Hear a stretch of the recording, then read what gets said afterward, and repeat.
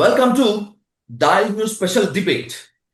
నిన్న మొన్నటి వరకు నా కొడుకును నాకు అప్పగించండి, శవాన్నైనా ఇవ్వండి, లేకపోతే కనీసం బూడిదైనా ఇవ్వండి అంటూ గుండెలు పగిలేలా రోధించింది విజయవాడ గాదె సాయికృష్ణ తల్లి. కానీ సీఎం చంద్రబాబు నాయుడు గారిని కలుసుకున్న తర్వాత మాకు న్యాయం జరిగింది, న్యాయం చేస్తారన్న నమ్మకం మాకుంది అని చెప్పి ప్రెస్ మీట్ లో చెప్పుకొస్తున్నారు. అయితే అసలు ఏ న్యాయం జరిగింది, ఏ న్యాయం జరగబోతోంది అనేటువంటి దానిపై ఇన్ డీటెయిల్ గా ఇన్ డెప్త్ గా డిస్కస్ చేద్దాం. Let's invite ex magistrate, AP high court senior advocate, జేపీరావు Bharat party president Jada Shravan Kumar sir and the daily news hot seat with Vijay sir. Shravan sir నమస్తే. Very good evening sir. Sir, ఎవరైనా కోపంగా కొడతారు, ఎవరైనా బలంగా కొడతారు. నిన్నటి ప్రెస్ మీట్ తో మీరు చాలా శ్రద్ధగా కొట్టారు. మీరు పెట్టినటువంటి ప్రెస్ మీట్ వల్ల ఏపీ ప్రభుత్వం వెన్నులో వణుకు పుడుతోంది, పోలీస్ డిపార్ట్మెంట్ వణికిపోతోంది అని చెప్పి నాకు తెలిసిన చాలా మంది సీనియర్ జర్నలిస్టులు మాత్రమే కాకుండా పొలిటికల్ విశ్లేషకులు కూడా చెప్తున్నారు. మీ ధైర్యం ఏంటి? What the evidences that you have, can you disclose? అంటే ఒకటి నేను చెప్పేది ఏంటి అంటే, ఫస్ట్ ఆఫ్ ఆల్ నిజం మాట్లాడటానికి ధైర్యం ఉండాల్సిన పని లేదు, అబద్ధం మాట్లాడటానికి ధైర్యం కావాలి. నిజం మాట్లాడటానికి నీ దగ్గర ఉండాల్సింది నిజాయితీ. నిజాయితీ ఉంటే చాలు నిజం మాట్లాడేది.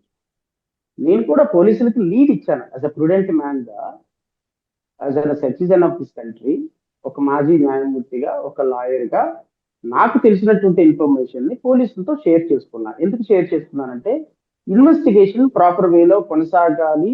నాకు తెలిసిన ప్రతి పౌరుడికి సంబంధించినటువంటి ఇన్ఫర్మేషన్ పోలీసులకు ఇవ్వాల్సిన బాధ్యత పౌరుల మీద ఉంటుంది కాబట్టి, నాకు తెలిసిన ఇన్ఫర్మేషన్ నేను పోలీసులతో షేర్ చేసుకున్నాను. అయితే ఒక డిఫరెంట్ ప్లాట్ఫామ్ మీద షేర్ చేస్తున్నాను. ఎందుకు షేర్ చేస్తున్నానంటే, ఇన్వాల్వ్ అయ్యింది పోలీస్ ఆఫీసర్లు కాబట్టి, పోలీసులు నేను ఇచ్చేటువంటి సమాచారం దాన్ని పలానా చోటుకు వెళ్ళి పలానా చోటుకి అని చెప్పి అక్కడికి వెళ్ళి ఎవిడెన్స్ డిసపియర్ చేసే అవకాశం ఉంది, మ్యానిపులేట్ చేసే అవకాశం ఉంది. కాబట్టి ఈ ఇన్ఫర్మేషన్ ని పబ్లిక్ డొమైన్ లో షేర్ చేసుకుంటే పోలీసులకి ఇంకా బాధ్యత మీద ఉంటుంది. దాన్ని డిసపియర్ చేసే అవకాశం లేకుండా నిజాయితీగా నిష్పక్షపాతంగా విచారణ జరుపుతారు అన్నటువంటి భావన నా మీద ఉంది. కాబట్టి నేను పోలీసులతో షేర్ చేసుకున్నా, డయాస్ మీద షేర్ చేసుకున్నా. సో ఈ పోలీసులు నేను ఇచ్చేటువంటి ఇన్ఫర్మేషన్ కి సోర్స్ ఉందా లేదా, నేను ఇచ్చేటువంటి ఇన్ఫర్మేషన్ నేను చెప్పినటువంటి ప్రాపర్ ఇది, నేనేమన్నా వాళ్ళని మిస్లీడ్ చేయలేదు, ప్రాపర్ వేలో ఇప్పుడు ఒక ఒక హత్య జరిగినప్పుడు మీ ఛానల్ ఒకలాగా చెప్తుంది, ఇంకో ఛానల్ ఒకలాగా చెప్తుంది, సాధు ఒకలాగే ఎగ్జామిన్ చేస్తాడు, జడా శ్రవణ్ కుమార్ ఒకలాగా ఎగ్జామిన్ చేస్తారు, ఇంకో జర్నలిస్ట్ ఒకలాగా ఎగ్జామిన్ చేస్తారు. ఒక కేసుని ఒకే లాయర్ నేను ఒకలాగా వాదిస్తాను, ఇంకొక లాయర్ ఇంకోలాగా వాదిస్తాడు, ఇంకోలాగా వాదిస్తాడు. ఒకే కేసుని ఒక జడ్జి ఒకలాగా తీర్పిస్తాడు, ఇంకో జడ్జి ఇంకోలాగా తీర్పిస్తాడు, ఇంకో జడ్జి ఇంకోలాగా తీర్పిస్తాడు. అదే విధంగా ఒక ఇన్సిడెంట్ జరిగినప్పుడు జడా శ్రావణ్ కుమార్ అనేటువంటి నేను నాకు తెలిసినటువంటి సమాచారాన్ని నేను పోలీసులకి ఈ విధంగా షేర్ చేస్తున్నా. అది అథెంటికేటెడ్ ఇన్ఫర్మేషన్ అవ్వాల్సిన అవసరం లేదు, హైపోథెటికల్ ఇన్ఫర్మేషన్ కూడా అయ్యి ఉండొచ్చు. నేను ఇచ్చినటువంటి ఇన్ఫర్మేషన్ ప్రాపర్ వేలో ఉంటే పోలీసులు సహకరించి దాని మీద వెళ్తారు. లేదు వీడిచ్చే ఇన్ఫర్మేషన్ ట్రాష్ అంటే తీసి పక్కన పడేస్తారు, వాళ్ళ వేలో వాళ్ళు ఇన్వెస్టిగేషన్ వెళ్తారు. సో నేనేమో పెద్ద అథారిటీది కాదు, లేకపోతే శంఖంలో నేను పోస్తే తీర్థం అవ్వదు. పోలీసులు మాత్రమే ఇన్వెస్టిగేషన్ లో ఏం జరిగింది, ఎప్పుడు డెడ్ బాడీ తీసుకెళ్లారు, ఎక్కడ తీసుకెళ్లారు, ఎప్పుడు చంపేశారని చెప్పాల్సింది పోలీసులు. ఆ పోలీసులు చెబితేనే దానికి ఒక అథెంటిసిటీ వస్తుంది. కాబట్టి జడా శ్రవణ్ కుమార్ చెబితే రాదు. కాబట్టి నేను నిన్న చెప్పింది ఒక హైపోథెటికల్ గ్రౌండ్స్ లో కాదు, నాకున్నటువంటి ఒక ప్రాథమికమైనటువంటి పక్కా సమాచారం ఎవరు ఇవ్వచ్చు? నా మిత్రులుగా మీరివ్వచ్చు, నా మిత్రులుగా మీరు లీడ్ ఇచ్చారు అని మీరు చెప్తే మిగతా వాళ్ళు ఎవరైనా నమ్మేస్తారేమో, కానీ మీ గురించి, మీ సక్సెస్ రేట్ గురించి, మీ వాయిస్ బేస్ గురించి తెలిసిన నేనైతే పొరపాటును కూడా నమ్మను. I know what you are and I know what your track record ఈ. సో దట్స్ వాట్ నేను మళ్ళీ అడుగుతున్నాను. మీరు ఒక కేసు హ్యాండిల్ చేస్తున్నారు అంటే, మీరు ఒక కేసు డీల్ చేస్తున్నారంటే ది మోస్ట్ అథెంటికేటెడ్ ఇన్ఫర్మేషన్ లేకుండా, క్రెడిబుల్ సోర్స్ లేకుండా మీరు దాన్ని హ్యాండిల్ చేయరు. అలాంటిది ప్రెస్ మీట్ పెట్టి మీరు ఇంత ఎక్స్ప్లోజివ్ బాంబ్ పేల్చారంటే the most credential and credible information with evidences మీ దగ్గర ఉన్నాయి అని చెప్పి నేను మీతో వాదిస్తాను సార్. ఎవిడెన్స్ ఉండాల్సిన అవసరం లేదు సాహు, బికాస్ ఎవిడెన్స్ నా దగ్గర ఉండదు. ఉమ్, కానీ మీరు అన్నది ఒక పాయింట్ ఏంటంటే, ఇప్పుడు నేను బస్ స్టాండ్ లో ప్లాట్ఫామ్ నెంబర్ 43లో అనాథ శవంగా పడేశారు. అక్కడ నుంచి తీసుకొని సింహపురిలోకి వెళ్ళి వాళ్ళు అక్కడ క్రిమేట్ చేసేసారు. అక్కడ ఎలక్ట్రికల్ దాంట్లోనే అనాథ శవంగా తగలపెట్టారు నేను చెప్పిన. అది దానికి కూడా ముందు కూడా 24వ తారీఖు. దానికి ముందు కూడా మీరు మణిపాల్ హాస్పిటల్లో డాక్టర్ వేణుగోపాల్ అవన్నీ గారు అని అవన్నీ చెప్పి అవన్నీ హోటల్ నెంబర్ త్రీ అవన్నీ నాట్ టూ అవన్నీ అని కూడా అవన్నీ చెప్పారు. అవన్నీ పక్కన పెడదాం కాసేపు. ఇప్పటికి ఈ రోజు నేను చెప్పినటువంటి ఇన్ఫర్మేషన్ కి ఈ రోజు ఇన్వెస్టిగేషన్ జరిగినటువంటి లీడ్ కి ఒకసారి కనెక్ట్ చేద్దాం. ఉమ్, ఈ రోజు పోలీసులు చెప్పినట్టుగా ఈ రోజు సింహాపూర్కి వెళ్ళారుగా. ఎగ్జాక్ట్లీ. డేటా ఎంట్రీ ఆపరేటర్ ని మీరందరూ ఎగ్జామిన్ చేశారుగా, మీరందరూ కూడా ఇంటర్వ్యూ చేశారుగా. ఆయన ఏం చెప్పాడు? 24వ తారీఖు 23వ తారీఖు నైట్ బస్ స్టాండ్ నుంచి ఒక అనాథ శవం వచ్చింది. అది 24వ తారీఖున మేము క్రిమేట్ చేసేసాము. దానికి సిఐ గారు లెటర్ ఇచ్చారు. సో ఆయన లెటర్ ఇవ్వటం దానిలో బట్టి మేము చేశాము. అది యువకుడు ఎంత వయసు అనేది నాకు పూర్తిగా తెలియదు. ఆ డీటెయిల్స్ అన్ని కూడా కృష్ణలంక పోలీసులు వాళ్ళ దగ్గర ఉంటాయి. సో నా దగ్గర లేదు. But we have received the dead body, unidentified dead body from the bus stand అని డైరెక్ట్ గా ఆయన చెప్పేశాడు. 24వ తారీఖు డేట్ కూడా ఎగ్జాక్ట్లీ మ్యాచ్ అయిపోయింది. సో నేను ఇచ్చినటువంటి ఇన్ఫర్మేషన్ వాళ్ళకి కొంత ఉపయోగపడింది. అదర్వైజ్ వాళ్ళు డెడ్ బాడీ కోసం ఎక్కడ చంపేశారో ఎలా తిరిగారో 10 నెల రోజులు తిరిగేవాళ్ళు. ఏదో కొంత ఇన్ఫర్మేషన్, తెలిసిన ఇన్ఫర్మేషన్ చెప్పాము. వాళ్ళు పోలీసులు కూడా వెళ్ళారు, మ్యాచ్ చేశారు. ఇంకా మణిపాల హాస్పిటల్కి వెళ్ళారా, లేకపోతే ఇంకో రూమ్ కి వెళ్ళారా, ఆ సీసీ ఫుటేజ్లు ఉన్నాయా లేవా, అవి కూడా రేపు ఎల్లుండిలో ఎగ్జామిన్ చేస్తారు. రేపు ఎల్లుండిలో బయట. మీరు ఏ ఇన్ఫర్మేషన్ అయితే డిస్క్లోజ్ చేశారో ఆ ఇన్ఫర్మేషన్ పోలీసుల దగ్గర ఉండొచ్చు, ఇంకా చెప్పాలంటే దానికన్నా ఎక్కువ ఉండొచ్చు. కానీ మీకు ఓ క్రెడెన్షియల్ అండ్ క్రెడిబుల్ సోర్స్ చెప్పారు, పోలీసులకి చెప్తే న్యాయం జరగదు, పొలిటికల్ లీడర్లకు చెప్తే బేరసారాలు ఆడతాయి, కానీ జడా శ్రవణ్ కుమార్ గారికి చెప్తేనే న్యాయం జరుగుతుంది అనేటువంటి వాళ్ళ నమ్మకంలో నిజమెంత? నిజం అంటే నిజం ఎంత ఉందో మీరే చూశారు కదా. ఉమ్, ఆ ఇన్ఫర్మేషన్ నేను డొమైన్ లో పెట్టేశాను. ఆ ఇన్ఫర్మేషన్ తీసుకెళ్లి ఎవరికైనా అమ్మేసుకోవచ్చు కదా. ఎగ్జాక్ట్లీ. No, I'm not. నేను మీ హానెస్టీకి మీ క్రెడిబిలిటీకి పారామీటర్ చెప్పడం లేదు, because the source believed a lot you అంటున్నాను sir. Absolutely your very good question. నేను అడిగాను, why you wanted to reveal to me? Because political parties చాలా ఉన్నాయి. వైఎస్ఆర్సీపీ కూడా ఉంది కదా, వాళ్ళ ముఖ్యమంత్రి గారు కూడా వెళ్ళి అడుగుతున్నారు కదా. అంటే ఏ పొలిటికల్ పార్టీని నమ్మే పరిస్థితుల్లో మేము లేము సార్ అన్నాను. So you are the person who can handle the issue smartly. So మీ వల్లే ఆ కుటుంబానికి, ఎందుకు అంటే ఒక్క సాయికృష్ణ మాత్రమే కాదు సార్ ఈ సిఐ యొక్క దురాఘాతాల వల్ల చనిపోయింది. రాష్ట్రంలో పోలీసు దురాఘాతాలు మంది ఎస్సీలు, ఎస్టీలు, మైనారిటీలు అండ్ ఈవెన్ నేను ఐ కెన్ సే దట్ కొంత ఎక్స్టెంట్ గా ఉన్నటువంటి ఈవెన్ ఆధిపత్య కులాల్లో ఉన్నటువంటి వ్యక్తులు కూడా ఆ సిఐ వల్లనో ఇంకా పోలీసుల వల్ల ఎంత దారుణమైనటువంటి అంటే సివిల్ తగాదాల్లోకి ఇన్వాల్వ్ అయిపోయి పోలీసుల యొక్క లైసెన్స్డ్ గుండాల్లాగా తయారైపోయి ఈ రోజు ఒక ఎస్సీ వాళ్ళని, ఒక ఎస్టీ వాళ్ళని, ఒక వ్యక్తులని హింసించి పోలీస్ స్టేషన్ తీసుకెళ్లి రౌడీ షీటర్ల పేరుతో కాళ్లతోటి కొట్టి అవమానపరిచేటువంటి వ్యవస్థలో ఈ ఈ వ్యవస్థలో పోలీసులు చేస్తున్నటువంటి బ్రుటాలిటీకి ఒక ఒక ఒక చెక్ పాయింట్ ఉండాలి. ఎక్కడో ఒకసారి చెక్ పాయింట్ లేకపోతే ఇప్పుడు ఒక మాట చెప్తా, నిన్నటి దాకా మట్టి అయినా ఇవ్వండి, నా కొడుకు ట్రాష్ అయినా ఇవ్వండి, ఆ బూడిదైనా ఇవ్వండి, ఏ రోజు చెప్పారో చెప్పండి, నాకు డెడ్ బాడీ అవసరం లేక ఆ రోజు చచ్చిపోయాడని నేను నీళ్ళు వదిలేసుకుంటారన్న తల్లి నిన్న ముఖ్యమంత్రి, ఉప ముఖ్యమంత్రి అండ్ కాబోయే ముఖ్యమంత్రి దగ్గరికి వెళ్ళేటప్పటికి కంప్లీట్ గా తన కడుపు పోతే తీరిపోయినట్టు. సో కంప్లీట్ గా వాళ్ళకి న్యాయం జరిగింది. ఏ సైజులో న్యాయం జరిగిందో నాకైతే తెలియదు. But the size of justice they are feeling is absolutely వాళ్ళు దే ఆర్ జస్టిఫైడ్. సో మాకు పూర్తిగా న్యాయం జరిగింది. పవన్ కళ్యాణ్ గారు మాకు పూర్తిగా న్యాయం చేశారు. చంద్రబాబు నాయుడు గారు మాకు పూర్తిగా న్యాయం చేశారు. నా కొడుకు చచ్చిపోయాడన్న బాధని నా కడుపులోంచి తీసేశారు. మరి ఆవిడకి జరిగిన న్యాయం ఏమిటో నాకైతే తెలీదు. మరి ఆవిడకి సైజ్ ఆఫ్ న్యాయం ఎంత జరిగిందో నాకు తెలీదు. ఏదేమైనప్పటికీ ఒక తల్లి కడుపు కొత్త తీరిపోయింది అన్న తర్వాత we have to respect her wish. సరే, ఈ అండ్ వాళ్ళ కేసులో న్యాయం జరగటం బాధను అంటే కూడా మనం అర్థం ఈ చేసుకోవాలి. కేసులో న్యాయం జరగటము అంటే చనిపోయాడు అనుకుంటున్నటువంటి గాదే సాయికృష్ణ సడన్ గా ప్రత్యక్షమై ఐఆమ్ సేఫ్, ఐఆమ్ హెల్దీ అని చెప్పడమేగా. అలా జరుగుతుందా? అంటే వాళ్ళ దృష్టిలో ఏంటి అంటే అసలు చచ్చిపోయాడు మీ అబ్బాయి అని కన్ఫర్మేషన్ ఇచ్చినా చాలు మాకు న్యాయమే అని వాళ్ళు ఫీల్ అవుతున్నారు. బూడిది కూడా అవసరం లేదు. ఇప్పుడు మొన్నటిదాకా బూడిద అడిగింది, ఇప్పుడు బూడిది కూడా అవసరం లేదు ఆవిడకి కన్ఫర్మేషన్ మీ అబ్బాయి చచ్చిపోయాడు, అమ్మయ్య మా అబ్బాయి చచ్చిపోయాడంట, మా అబ్బాయి బతుకులేడు, ఆ ఒక్క కన్ఫర్మేషన్ నేను ఇచ్చారు వాళ్ళు. పోలీసుల మీద 302 కేసు కట్టి మీ అబ్బాయి Sai Krishna is no more అని ఇచ్చేశారు. సో ఆవిడ సాటిస్ఫై అయిపోయింది, ఆ పక్కన ఉన్న మేనమామ సాటిస్ఫై అయ్యాడు, ఆ వెనకాల ఉన్న జనసేన నాయకులు సాటిస్ఫై అయిపోయారు. సో వీళ్ళందరూ సాటిస్ఫై అయిపోయిన తర్వాత ఇంకా సాయి కృష్ణకి కుటుంబానికి న్యాయం జరిగిన తర్వాత ఇంకా న్యాయం జరగాల్సిన ఎవరికి? న్యాయం జరగాల్సింది సొసైటీ.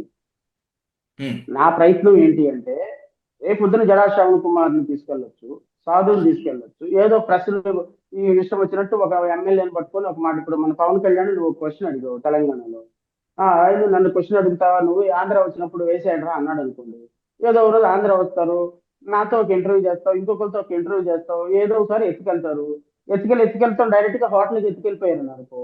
అక్కడ హోటల్కి తీసుకెళ్లిపోయి నిన్ను అడిగేవాళ్ళు లేడు, కొట్టేవాళ్ళు లేడు అని చెప్పేసి పోలీసులకు ఒక కొత్త సిస్టమ్ ప్రవేశపెట్టి పోలీస్ స్టేషన్ తీసుకెళ్ళి హోటల్ తీసుకెళ్లి చెత్తకు కొట్టి చంపేసి మాయం చేసేస్తే. So basic point is crime is considered against society, not an individual. Okay. ఈ రోజు సాయి కృష్ణ మరణం సాయి కృష్ణ కుటుంబానికి కాదు, సాయి కృష్ణ మరణం ఎంటైర్ సమాజానికి. పోలీసుల బ్రుటాలిటీ ఎంటైర్ సమాజానికి. పోలీసులను నిలువరించకపోతే this may happen tomorrow to you, to me, to others, to anyone. Um, So therefore, my point is why I am going to file a public interest investigation to hand over the case to the Central Bureau of Investigation, and the case must be investigated by CBI and independent investigation agency, and it must be monitored by the sitting judge of Supreme Court or High Court. Why I'm asking, ఈ రోజు ఆంధ్రప్రదేశ్ పోలీసుల మీద వచ్చినటువంటి ఆరోపణ CBI enquiry కాకుండా ఆంధ్రప్రదేశ్ పోలీసులే enquiry చేస్తే నీకు దొరికిన నీకు ఉన్న సీసీ ఫుటేజెస్ ఉంటాయా, ఉన్న రికార్డులు ఉంటాయా, చేసినటువంటి గాయపడిపోతే సీసీ ఫుటేజ్ కంప్లీట్ గా this case is completely depend on circumstantial evidence. Nobody has seen, నువ్వు చూడలేదు, నేను చూడలేదు, ఎవరు చూడలేదు. ఉమ్, బట్ దీన్ని ట్రాన్స్పోర్ట్ చేసి తీసుకుని వెళ్ళిపోయే సందర్భంలో సీసీ ఫుటేజ్ మాత్రమే, ఆ ఎంట్రన్స్ లో దిగే సందర్భంలో సీసీ ఫుటేజ్ మాత్రమే ఉంటాయి. డెడ్ బాడీ లేదు.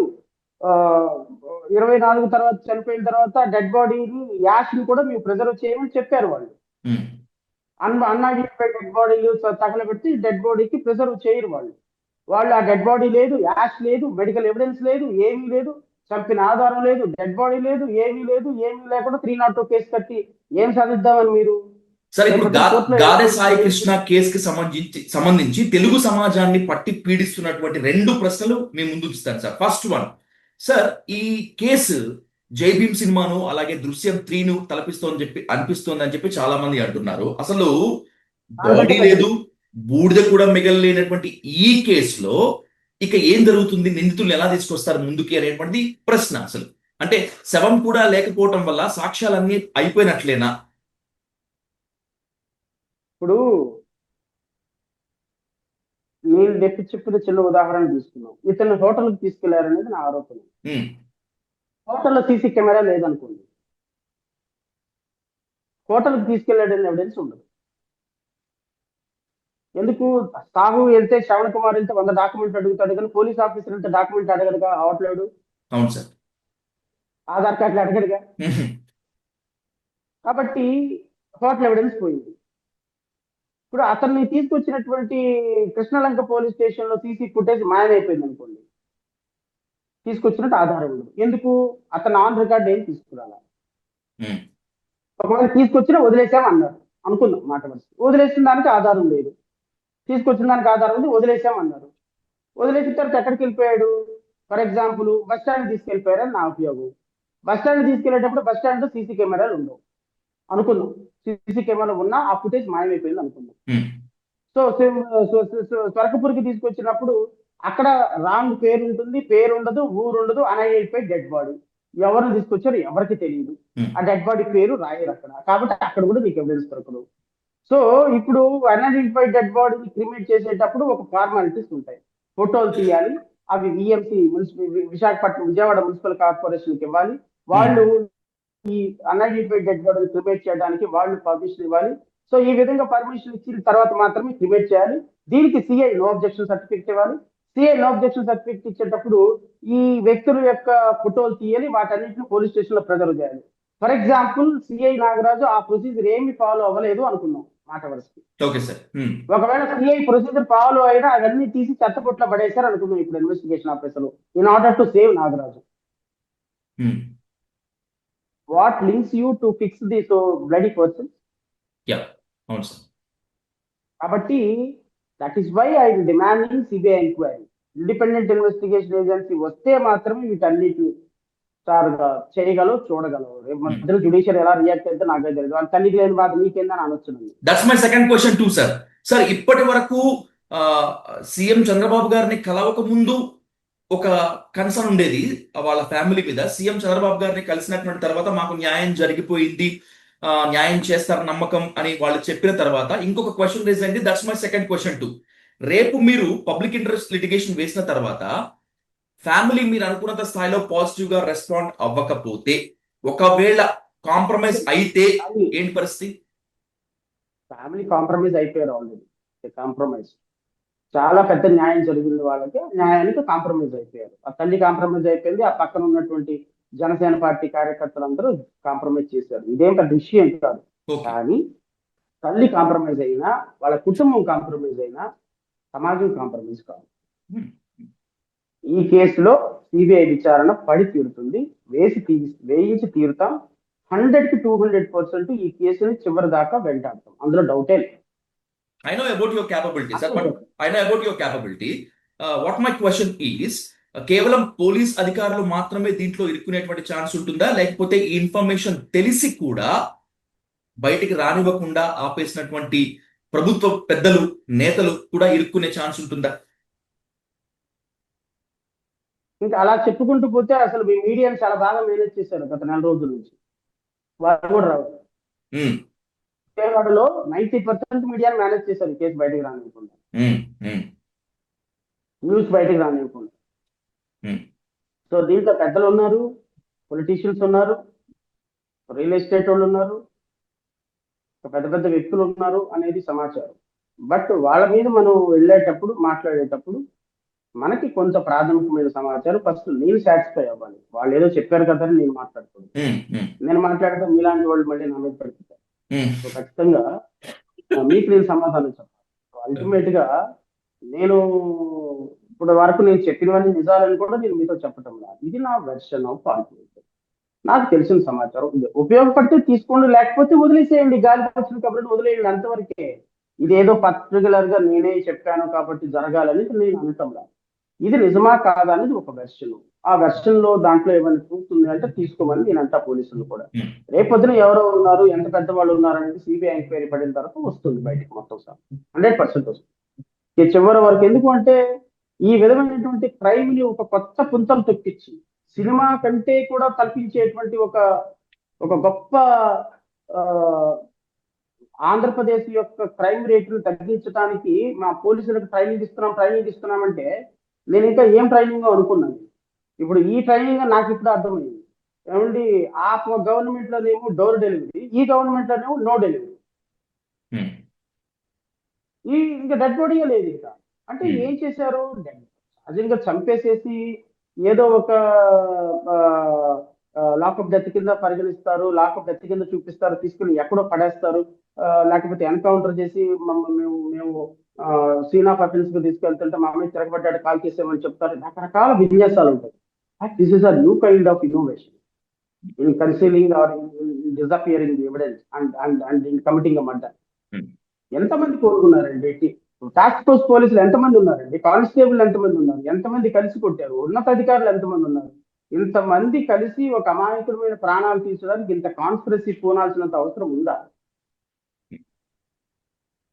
నువ్వు నీ ఎనర్జీ అంతా సిస్టమ్ ని బాగు చేయడానికి పెట్టండి. మీరు ప్రభుత్వం దగ్గర నుంచి పన్నులు తీసుకుంటారు, జీతాలు తీసుకుంటారు. ప్రజల వచ్చి కట్టిన పన్నుల్లో నుంచి ప్రభుత్వం జీతాలు ఇస్తుంది. ఈ ప్రజలకు లా అండ్ ఆర్డర్ని కాపాడటానికి ఉండాలి. ఈ లా అండ్ ఆర్డర్ కాపాడాలనుకున్న మీరంతా పొలిటీషియన్స్ సేవలో, మీ బాసుల సేవలో నిమగ్నమై ఉంటారు. ఆంధ్రప్రదేశ్ రాష్ట్రంలో లా అండ్ ఆర్డర్ సంకనాకిపోయింది. ఎవ్రీడే ఎవడైనా ఏదైనా చిన్న గంజాయి గంజాయి తాగుతున్నారు. గంజాయి తాగుతుంటే గంజాయి తాగిన రోడ్ల మీదకి తీసుకొచ్చి అరికాళ్ళతో కొట్టి, బూట్లతో కొట్టి, వాళ్ళ బూట్ల మీద పెట్టి, కాళ్ళు పెట్టి బూట్ కాలు కదిలిని అంటే 50 దెబ్బలు కొడతారని ఆ రోజు ఒక సీఏ అన్న రోజున నువ్వు ఆ రోజు ఖండించినట్టయితే హోమ్ మినిస్టర్గా, ఉప ముఖ్యమంత్రిగా, ముఖ్యమంత్రిగా, రెడ్ బుక్ రాజ్యాంగం అని చెప్పినటువంటి నారా లోకేష్ ఈ రోజు ఈ పరిస్థితి రాదు కదా. ఆ రోజు మీరందరూ సపోర్ట్ చేశారు. మీ మీడియా కూడా ఎక్యూజ్డే. తునిలో ఒక అమ్మాయిని, చిన్న పాపని ఏదో చేశాడు అని చెప్పిన సుబ్బారావుని చంపేసిన రోజున, ఆ రోజు చచ్చిపోయి రిమాండ్ తీసుకెళ్తుంటే దూకి చచ్చిపోయాడు అని చెప్పిన రోజున, అయ్యా అలా చేయకూడదు, ఆ పాపని తప్పు చేయించుంటే వారం రోజుల్లో మరణ శిక్ష వేయించాలి, వాడికి బతికే అర్హతే లేదు. బట్ సిస్టమ్ లో మనం నమ్ముకున్నందుకు లీగల్ ప్రాసెస్ ప్రకారం వెళ్ళాలని, ఇలా ఎన్కౌంటర్ చేయకూడదని నేను చెప్పినందుకు ఆ పోలీసులు, మీ మీడియా అంతా వాడికి బతికే అర్హత లేదు, బతికే అర్హత లేదు, బతికే అర్హత లేదని అవును. వాడిని సాగుకొట్టేదాకా నిద్రపోవాలి మీ మీడియా. నిజమే నిజమే సార్, నిజమే. మీ media is the first accused ఈ విషయంలో. ఒక వ్యక్తి బతకాల చచ్చిపోవాలో మీరు డిసైడ్ చేస్తున్నారు. ఒక నిందితుడు బతకాల వద్ద మీరు డిసైడ్ చేస్తున్నారు. ఒక వ్యక్తి మీడియా ట్రయల్ చేస్తున్నారు కూర్చోబెట్టి. అక్కడెక్కడో జరిగిందో లేదో నాకు తెలియదు. అవుట్ ఆఫ్ 100 కేసెస్ లో 94.3% రేప్ కేసులు ఎక్విటల్ అవుతుంది. మరి 94% కేసు ఎక్విటల్ అయినటువంటి వ్యక్తులందరినీ చంపేయమని మీరు చెప్తుంటే కేసు రిజిస్టర్ అవ్వగానే మీరు ఈ వ్యవస్థలో ఏం సమాధానం చెప్తున్నారు మీరు, మీ మీడియా? తిరుపతిలో ఒక పాపను రేప్ చేశాడు. రేప్ చేసిన వాడిని వారం రోజుల్లో ఉరిశిక్ష వేయండి. వాడికి బతికే అర్హత లేదు. నేను చెప్తున్నా, వాడిని చంపేసి ఆత్మహత్యగా చిత్రీకరించమంటే పోలీసులు అలాగే చేస్తారు. పోలీసుల్ని నేను అభినందిస్తున్నా. ఇలాంటి వ్యక్తులకి ఇలాంటి శిక్ష జరగటం దేవుడిచ్చినటువంటి శిక్ష అని ముఖ్యమంత్రి ప్రకటన చేసిన తర్వాత, అరచేతిలో గీతలు తీసేస్తాను, మోకాళ్ళు చిప్పలు రాలగొట్టేస్తాను, యోగి ఆదిత్యనాథ్ ట్రీట్మెంట్ ఇస్తానని చెప్పేసి పవన్ కళ్యాణ్ అన్న తర్వాత, మా పోలీసులు మంచోళ్ళండి, మా పోలీసులు అలాగే కొడతారండి, క్రైమ్ చేశారు కొట్టారు తప్పే ఉంది అని అనిత అన్న తర్వాత, ఎందుకయ్యా రోడ్డు మీదకి నడిపిస్తున్నారు ఎక్యూజులు అంటే పెట్రోల్ అయిపోయింది అని డీజీపీ చెప్పిన తర్వాత, పోలీసులకి, అధికారులకి, ముఖ్యమంత్రి, ఉప ముఖ్యమంత్రి, కాబోయే ముఖ్యమంత్రి, ఉన్న హోమ్ మినిస్టర్ ఏం సందేశం ఇచ్చినట్టు? నాగరాజును ఎందుకు మీరు ఎక్యూజన్ చేస్తారు? నాగరాజును మీరు ఎందుకు మీడియా అంతా కూడా వాడు దోషి దోషి అని అంటారు? ఇంతకుముందు చేసిన పోలీసులు మీరు దోషి అన్నారా? ఇంతకుముందు చంపేసిన వాళ్ళు మీరు దోషి అన్నారా? ఒక రౌడీ షీటర్ని నాగరాజు చంపేస్తే ఇప్పుడు నాగరాజు తప్పుడోడు అయిపోయినాడా మీ దృష్టిలో? అంటే మీ మీడియాకు ఒక కనెక్ట్ అయిపోతే వాడు మంచోడు, కనెక్ట్ కాకపోతే వాడు చెడ్డోడా? వాస్తవం అనేది ఒకటి ఉండదా? ఖచ్చితంగా మీ ప్రశ్నలకి మీడియా మొత్తం సమాధానం చెప్పాల్సింది sir, no doubt at all. నేను ఖచ్చితంగా ఒప్పుకుంటాను యాజ్ సీనియర్ జర్నలిస్ట్ గా. ఎన్నో పాపాల్లో మీడియాని ఖచ్చితంగా బోర్లో నిలబెట్టాల్సిందే, మీలాంటి వాళ్ళు కడగాల్సిందే. కాదు, నేను మాట్లాడటానికి మీడియా మీద కోపంతో అత్యంత గౌరవం ఇచ్చేటువంటి నేను మీడియా అంటే నాకు I have a great respect. కానీ ఒక మరణాన్ని శాసించే స్థాయిలో ఒక మీడియా రావటం అనేది, ఈ రోజు మీడియా తలుచుకోబట్టే నాగరాజు కుటుంబానికి న్యాయం జరిగింది, అనుకున్న న్యాయం జరిగింది. నాగరాజు రేపొద్దున సారీ మన సాయి చనిపోయినటువంటి అబ్బాయికి న్యాయం జరిగింది, వాళ్ళ కుటుంబానికి. ఆ అబ్బాయికి నిజంగా దోషులు పట్టుకునే ప్రయత్నం జరిగింది. బట్ ఈ విధమైనటువంటి న్యాయాన్ని నేనేమంటానంటే, నేను దోషులు తప్పుడు వాళ్ళు, ఈవెన్ జడా శ్రావణ్ కుమార్ రోడ్డు మీద వెళ్తానికి ఎవడైనా కత్తితో పొడిచి చంపినా ఆ వ్యక్తిని డ్యూ ప్రాసెస్ ప్రకారం అతన్ని శిక్షించాలని కోరుకునే వ్యక్తిని. అతను రేపొద్దున కోర్టు కొట్టేస్తే కొట్టేయి. ఇలాంటి వ్యవస్థని ఏర్పాటు చేయాల్సినటువంటి బాధ్యత జర్నలిస్టులది, ఇలాంటి వ్యవస్థ ఏర్పాటు చేయాల్సినటువంటి బాధ్యత లాయర్లది, కోర్టులది. ఇవి వదిలేసేసి ఇన్స్టాంట్ జస్టిస్ అనే వైపు మీడియా పరిగెడుతుంది, ప్రజలు పరిగెడుతున్నారు, అందరు ఇలా పరిగెడితే ఇలాంటి జస్టిస్, ఇలాంటి పోలీసులే. నాగరాజు అనే సిఐకి ఇంత ధైర్యం ఎక్కడి నుంచి వచ్చిందంటే కూటమి ప్రభుత్వం ఇచ్చిన ధైర్యమే, హోమ్ మినిస్టర్ ఇచ్చిన ధైర్యమే, రెడ్ బుక్ రాజ్యాంగం అంటూ నారా లోకేష్ ఇచ్చిన ధైర్యమే. ఈ ధైర్యం లేకపోతే ఒక పోలీస్ ఆఫీసర్ అలా చెయ్యడు. అమ్మో రోడ్డు మీద పడేసి గంజాయి, ఎవరో ఒకళ్ళంట గంజాయి కేసులో ఉన్న వాళ్ళని రోడ్డు మీద పడేసి అరికాల కొట్టుకు కొట్టే సిఐ, ఆ సిఐని సస్పెండ్ చేసి అతనికి ఉద్యోగులు విధుల్లో నుంచి తొలగించారంట అని ఈ సిఐకి నమ్మకం ఉన్నట్టయితే, భయం ఉన్నట్టయితే ఈ పని చేసేవాడు కాదు. ఆ సిఐని అప్రిసియేషన్ చేసి వాడికి ప్రమోషన్ ఇచ్చారు కాబట్టి ఈ సిఐ ఎలా చేశారు. రైట్ సార్, నేను ఒక ప్రశ్నతో ముగిస్తాను శ్రవణ్ సార్, ఎందుకంటే మీరు చాలా హెక్టిక్ షెడ్యూల్లో ఉన్నారు. ఈ టైంలో కూడా నేను అడిగిన వెంటనే నాకు ఇంటర్వ్యూకి ఛాన్స్ ఇచ్చారు. ఒక ప్రశ్నతో ముగిస్తాను sir. Sir, home minister Anitha garu press meet పెట్టి గతంతో పోల్చుకుంటే నేరాల సంఖ్య తగ్గింది, శాంతి భద్రతలు అదుపులో ఉన్నాయి ఆంధ్రప్రదేశ్ లో అని చెప్పి అంటున్నారు. మీ ఆన్సర్ తో కంక్లూడ్ చేయండి సార్. నేను మొన్న నాకు ప్రెస్ మీట్ లో మీరు చూసారో లేదు నాకు తెలియదు. గౌరవనీయులైన హోమ్ మినిస్టర్ గారికి నేను ఈ ద్వారా తెలియజేసేది ఏంటంటే, ఒక అత్యున్నతమైనటువంటి హోమ్ మినిస్టర్ స్థానంలోకి వచ్చింది. First of all she's a teacher. First నువ్వు గురువు అమ్మ. మీ గురువు పొజిషన్ కూడా నువ్వు కళంకమైనటువంటి మంత్రి ఎవరైనా ఉన్నారు అంటే ఆంధ్రప్రదేశ్ మంత్రి మండలిలో అనిత. ఎందుకు ఈ మాట అంటున్నానంటే, నీకు ఒక మంచి దళిత మహిళ, ఒక దళిత మహిళగా ఆ వీలైనంత ఎక్కువగా ఈ జాతిని తాకట్టు పెట్టగలిగినటువంటి మహిళగా నీకు ఒక హోమ్ మినిస్టర్ పదవి ఇచ్చారు. నువ్వు హోమ్ మినిస్టర్ పదవి ఇచ్చినప్పుడు వీలైనంత వరకు నిజాయితీగా నిష్పక్షపాతంగా పనిచేయడానికి ప్రయత్నించావు. ఆ బైబిల్, తల కింద బైబిల్ ఉంటుంది, నా చేతిలో బైబిల్ ఉంటుంది, ఇప్పుడు అచిచి బైబిల్ నేను ముట్టుకొని అన్నట్టు హోమ్ మినిస్టర్ పదవి ఉండకూడదు. ఈవిడ నిర్వర్తిస్తున్న శాఖలో గత 2024 జూన్ 11 తారీఖు నుంచి మే 11వ తారీఖు వరకు, అంటే లాస్ట్ మంత్ మే 11 వరకు ఆంధ్రప్రదేశ్ రాష్ట్రంలో ఓన్లీ మహిళల మీద రిజిస్టర్ అయినటువంటి రేప్ కేసులు, మర్డర్ కేసులు, వాళ్ళ థ్రెటన్ కేసులు, what ever women related offences in Andhra Pradesh 45,585. ఇది 2 సంవత్సరాల నమోదైన కేసులు. ఈ 3 సంవత్సరాల్లో నాకు తెలిసి ఇంకో 60,000 కేసులు రిజిస్టర్ అవుతాయి. అంటే సరే, రిజిస్టర్ అయ్యే పక్కన పెట్టేద్దాం, 45,585 కేసులు, ప్రమాణం 46,000 కేసులు రిజిస్టర్ అయ్యాయి. ఇది నాకు డీజీపీ ఇచ్చినటువంటి రిపోర్ట్, అది అనిత చెప్పినటువంటి ఫాల్స్ రిపోర్ట్ కాదు. ఈ 46,000 కేసెస్ లో కన్విక్షన్ ఎన్ని కేసుల్లో పడినాయో తెలుసా? 586 కేసెస్ లో కన్విక్షన్ పడింది. అందులో లోయెస్ట్ కన్విక్షన్ రేటు అనకాపల్లి, 7 కేసులో కన్విక్షన్ పడింది. అనకాపల్లి జిల్లా represented by home minister Anitha. 13 కేసులు second lowest Chittoor, represented by home minister. 24 కేసులు third lowest, represented by deputy chief minister Pawan Kalyan. ఈవిడ she proudly claim that conviction rate has been enhanced. కళ్ళార్పకుండా పచ్చి అబద్ధాలు రాష్ట్ర ప్రజలకి చెబుతుంటే, ఈ రాష్ట్రంలో జరిగినన్ని ఆడపిల్లల మీద అఘాయిత్యాలు, మహిళల మీద అఘాయిత్యాలు, ఈ హోమ్ మినిస్టర్ అయిన తర్వాత జరిగినటువంటి అఘాయిత్యాలు 26.7% హైక్ జరిగింది గత ప్రభుత్వంతో పోల్చుకుంటే. ఈ ప్రభుత్వంలో 2 సంవత్సరాల క్రైమ్ రేట్. ఇప్పుడు చెప్పండి ఎవరు కరెక్ట్?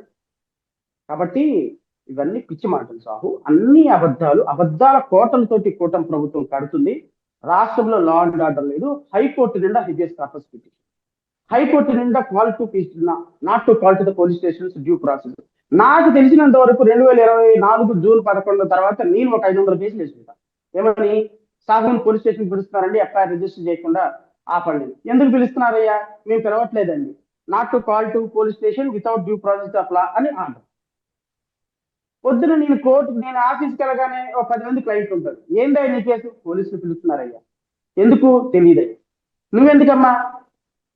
ఏదో సివిల్ డిస్ప్యూట్ అని పిలుస్తున్నారయ్యా. నీకెందుకు పిలుస్తున్నారు? మా ఆయన నన్ను వదిలేశాడయ్యా, అందుకని ఎవరో కేసు పెట్టారని నన్ను పిలుస్తున్నారు. ఇది పోలీసుల సివిల్ పంచాయతీలు. పోలీసులు ఎందుకు? ప్రతి సిఐ 50 లక్షలు కట్టాలి. ప్రతి కమిషనరు, అసిస్టెంట్ కమిషనరు నాకు 1 కోటి రూపాయలు పాట పాడుకుంటున్నారు. సర్కారు వారి పాట, భవానీపురం పోలీస్ స్టేషన్ 40 లక్షలు, 50 లక్షలు కట్టాలి, రావాలి. 50 లక్షలు ఎట్లా సంపాదించుకోవాలి? ఈ సెటిల్మెంట్ల ద్వారా. కాబట్టి ఇది రాష్ట్ర పరిస్థితి. రైట్ సార్, మీరు పిల్ వేసిన తర్వాత మళ్ళీ మీతో 1-to-1 కూర్చునేందుకు నాకు మరొక అవకాశం ఇవ్వాలని చెప్పి కోరుకుంటూ sir, once again thank you so much. మీ హెక్టిక్ షెడ్యూల్ లో కూడా డైలీ న్యూస్ కోసం సమయం కేటాయించినందుకు thank you much more sir. Thank you.